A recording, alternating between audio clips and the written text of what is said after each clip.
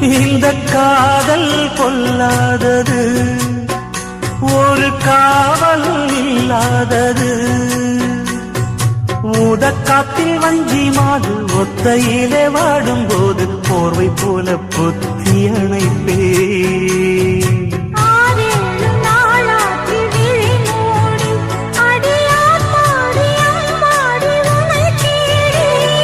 நீதானி மானி என் இளைஞர்